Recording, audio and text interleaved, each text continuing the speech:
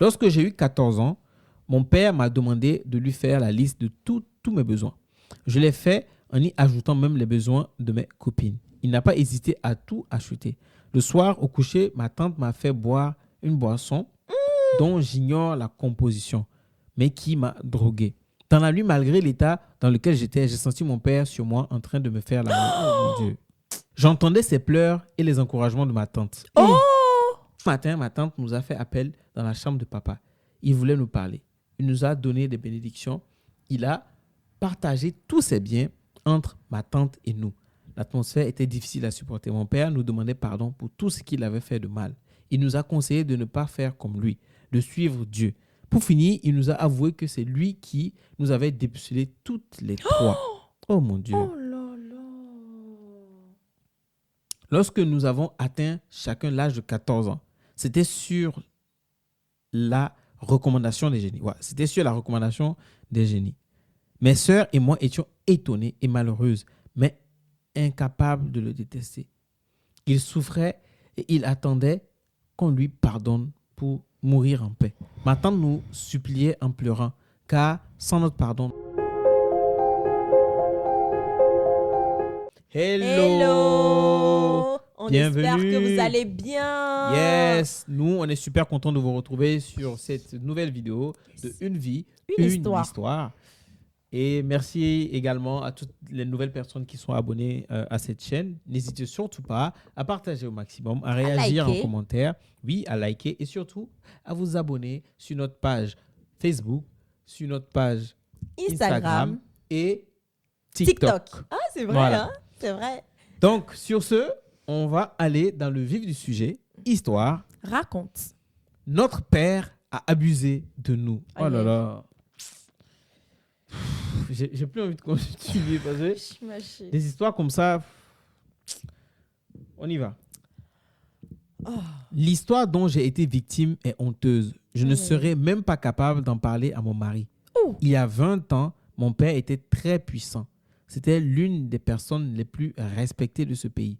Il est mort depuis 6 ans maintenant. Il a connu une fin terrible. Il a beaucoup souffert avant d'être rappelé à Dieu. Le voir souffrir me rendait malheureuse. Il a tenté plusieurs fois de se donner la mort, mais nous sommes toujours arrivés à temps pour le sauver. Malgré tous ses défauts, nous l'aimions quand même. Très tôt dans sa vie, mon père a connu la gloire, la fortune.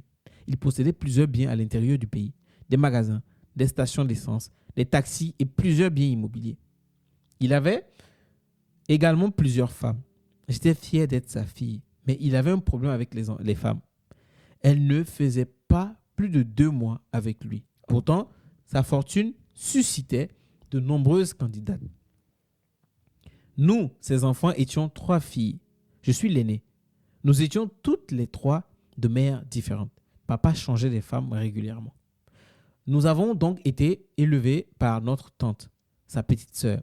Elle n'avait pas eu d'enfant. Ce qui me surprenait, c'est que c'est elle qui prévenait mon père à chaque fois qu'il devait se séparer d'une femme. Je sentais mon père triste à ces moments-là, mais il s'exécutait en donnant une belle fortune à ses femmes.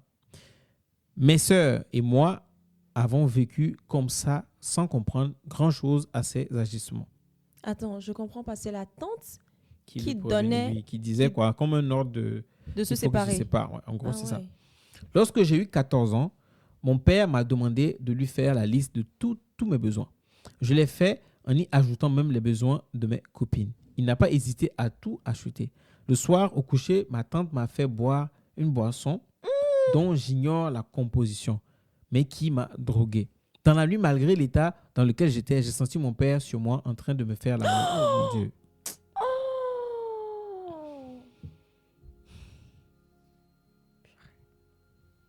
Cette tante-là, elle n'a pas d'enfant là. C'est sur les enfants des autres qu'elle va aller ordonner ces choses-là. Hein?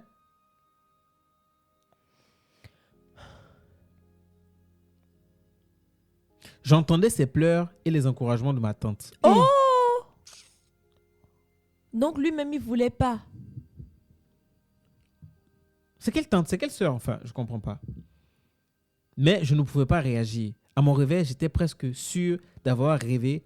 jusqu'à ce que je me rende compte qu'il y avait un changement. J'étais propre, mais lorsque j'ai introduit mon doigt entre mes cuisses, je me suis rendu compte que je n'étais plus vierge. Comment expliquer ce changement dans mon organisme? J'ai informé ma tante de ce que j'avais cru voir et entendre dans la nuit. Elle m'a traité de menteuse. Elle a même menacé de dire à mon père que j'avais un petit ami. J'ai eu tellement peur que je n'ai jamais eu le courage d'en parler. En 1996, d'après ce qu'on m'a expliqué, mon père aurait couché avec une femme 2 fois alors que ses génies le lui avaient interdit. Oh, lui, il était dans les trucs mystiques. Tous ces malheurs ont alors commencé. Il tombait souvent malade, malgré tous les sacrifices de bœuf, de poulet et de mouton. Ma tante était désespérée. Elle se déplaçait régulièrement avec lui dans plusieurs villages pour voir des guérisseurs. Mon père a fini par perdre l'usage de ses bras et de ses jambes. Selon ma tante, il lui était interdit d'aller à l'hôpital car les génies ne supportaient pas les injections. Pendant 4 ans, mes sœurs et moi avons vu notre père souffrir tous les jours sans pouvoir l'aider. J'avais fini par comprendre que sa fortune ne venait pas de Dieu et que c'est pour cela qu'il souffrait. Chaque fois qu'il voyait une de ses filles, il pleurait longuement. Nous ne comprenons rien à cette attitude. Nous étions donc obligés d'attendre qu'il dorme avant d'entrer dans sa chambre. Ma tante nous a expliqué qu'il ne souhaitait pas qu'on assiste à sa déchéance. Toutefois, nos études n'étaient pas perturbées. Nos résultats étaient excellents et les affaires de papa prospéraient toujours, bien qu'il n'arrivait plus à s'en occuper. Il payait tous ses mauvais actes sur terre. Il souhaitait mourir, mais il ne mourrait pas. Sa chambre sentait mauvais parce qu'il faisait ses besoins sur lui. C'est mal finir, hein? Avoir l'argent, c'est bien, mais avoir mal l'argent, c'est mauvais. Personne en dehors de nous, ses filles, n'a pu le voir pendant ces 4 années de souffrance. Ma tante interdisait toute visite. Un matin, ma tante nous a fait appel dans la chambre de papa. Il voulait nous parler. Il nous a donné des bénédictions. Il a partagé tous ses biens entre ma tante et nous. L'atmosphère était difficile à supporter. Mon père nous demandait pardon pour tout ce qu'il avait fait de mal. Il nous a conseillé de ne pas faire comme lui, de suivre Dieu. Pour finir, il nous a avoué que c'est lui qui nous avait dépucelé toutes les 3. Oh mon Dieu. Oh là là. Lorsque nous avons atteint chacun l'âge de 14 ans, c'était sur la recommandation des génies. Ouais, c'était sur la recommandation des génies. Mes sœurs et moi étions étonnés et malheureuses, mais incapables de le détester. Il souffrait et il attendait qu'on lui pardonne pour mourir en paix. Ma tante nous suppliait en pleurant, car sans notre pardon, notre père ne pouvait être libéré. En cœur, nous lui avons accordé notre pardon. Cela fait 6 ans maintenant, mais je revois cette scène chaque fois que j'arrive au village pour rendre visite à notre tante qui est maintenant malade aussi. Avec le temps, nous avons surmonté tout cela. L'argent est bon, mais Dieu est mieux. Chaque mois, nous faisons don d'une partie de nos revenus, des biens de notre père, à des églises et à des personnes qui en ont besoin. Je ne souhaite à personne de finir comme mon père. Je suis sur le point de me marier, mais ce secret restera entre ma famille et vous, Alida. Aïe, aïe, aïe, aïe, aïe, aïe. Il y a un verset dans la Bible qui dit « N'allez pas voir une femme étrangère parce que vous lui livrez sa vigueur. » En fait, il y a quelque chose dans le... C'est pas la première fois que j'entends une histoire comme ça. Ouais. En fait, quand vous couchez avec une personne, quand on fait l'amour avec une personne, en fait, c'est des... Comment je peux dire ça? Tu appelles ça voilà, d'énergie, esprit, c'est des échanges d'esprit. Tu ne sais pas. Les personnes qui disent « Oh non, moi je couche de gauche à droite, mais je ne vais pas me marier. » Tu ne sais pas de quoi c'est la personne avec qui tu pars, est animée de quoi comme esprit en fait. Tu ne sais pas. Même la personne même avec qui tu couches, la personne même ne sait pas. Mais en fait, vous donnez un droit légal aux esprits de cette personne-là de venir dans votre vie, de commander votre vie. Et même si vous êtes en Christ, je le dis, même si vous êtes en Christ et que vous dites « Je suis chrétien » ou bien « Je suis chrétienne », en fait, quand vous faites ce genre d'actes, les esprits même, on dit que Satan se présente devant Dieu chaque fois pour dire « j'ai quelque chose contre vous ». En fait, Satan peut aller présenter pour dire « mais elle-même, elle est partie. Lui-même, il est parti coucher avec cette personne. Il n'a pas demandé pardon. Donc, j'ai le droit légal de venir le frapper. » Faites attention. En fait, l'acte sexuel, ce n'est pas quelque chose de banal. Il y a des gens qui ont simplement couché avec une personne, mais ont largué la personne et la personne a prononcé une malédiction en disant « Ok, tu as voulu jouer avec moi, alors je lance que toutes les femmes ou bien toutes les filles que tu auras,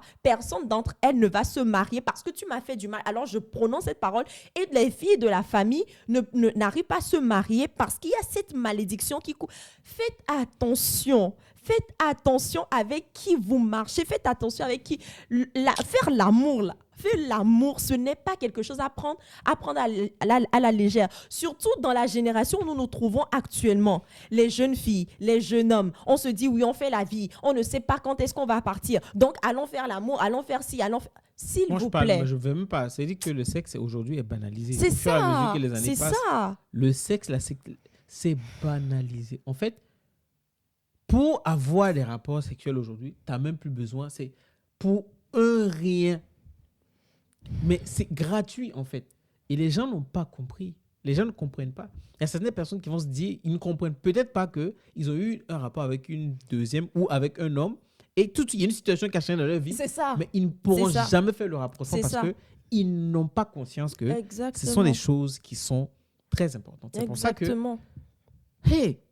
Non, en fait, moi, c'est vraiment ce côté où tu es l'ascendant et tu couches avec ta descendance. En fait, là, ce n'est même pas qu'il l'a voulu, tu vois. C'est qu'il était contrôlé par quelque chose.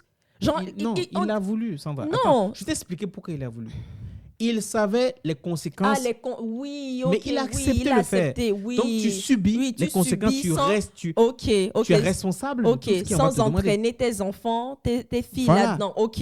Genre, il a été lâche, quoi. Si on peut le dire comme ça. Il a été lâche. Il aurait pu accepter et ne pas traumatiser et vivre ou mourir sur le coup. C'est ça. C'est toute chose. Il y a des choix.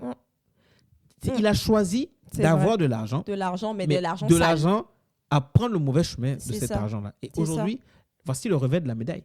Il y a toujours des conséquences quand vous voulez passer par ces moyens-là pour avoir de l'argent. C'est ça. Donc, tout moyen, il y a des conséquences. Ouais. Les conséquences de là où tu prends le chemin propre, les conséquences, c'est que ton argent est clean. C'est ça. Et que tu ne vas pas aller souffrir comme ça, tu ne vas pas traumatiser qui que ce soit. C'est ça. Mais lui, là, il a entaché les filles. C'est ça. C'est-à-dire que dans ce truc, il n'a pas pu avoir une femme qui est restée avec lui. Parce que c'est ça. Le pacte, Écoutez, j'espère en tout cas que les filles en question, elles ont pu être délivrées parce que si elle en parle aujourd'hui, le père il leur a dit cherchez Dieu. Oui, chercher, c'est vrai, parce que c'est bien de donner l'argent à l'église, c'est bien de faire de l'aumône et tout ça, mais en couchant avec elle, en fait, c'est une transmission d'esprit aussi qui est rentrée en elle. Donc il faut j'espère qu'elles ont pris le temps d'aller devant le Seigneur pour qu'elle soit délivrée avant de rentrer dans le mariage, parce que c'est autre chose encore. Franchement. Vraiment, dans l'ère dans laquelle nous sommes actuellement, là, pardon, faites attention. Faites attention. En fait, les réseaux sociaux ont un bon côté, c'est que les choses qui étaient cachées avant, aujourd'hui, on arrive à avoir écho de ces choses-là et à se dire que, ok, si telle personne est passée par ça, donc moi, je dois faire gaffe à ne pas faire les mêmes erreurs. S'il nous plaît, l'argent sale, ça ne sert à rien. On disait ça la dernière fois, l'argent facile n'est jamais facile. On en paie toujours les conséquences. Donc, en tout cas, que Dieu nous garde. Je veux vous lire un commentaire, c'est tout. Moi, je veux vous lire. Moi, quand il y a des histoires comme ça, j'ai pas les mots parce que c'est triste à la fois, mais c'est des leçons de vie. Hein. C'est des leçons de vie qu'on apprend là. Donc, demain, vous allez faire extrêmement attention. C'est ça. Un plaisir de 2 minutes pour souffrir toute l'éternité. C'est la responsabilité de papa. C'est papa qui a fait le choix et voici ce qui est arrivé. Bref, encore une fois, merci d'être resté jusqu'à la fin de cette vidéo. En commentaire, tu peux réagir dans le respect. Dis-nous ce que tu penses, les conseils par rapport à cette histoire. Et si toi aussi, tu as des histoires à raconter, notre mail, tu nous écris ton histoire, tu nous racontes dans le détail. Et nous, on se fera le plaisir de narrer cette histoire. Bien évidemment, tu peux toi-même faire ça en anonymat avec des prénoms que tu inventes. Sinon, tu nous le dis et nous, on change tout et on raconte ton histoire. Et tu vas voir la réaction des autres. OK ? À la prochaine. À la prochaine. Bisous. Voilà.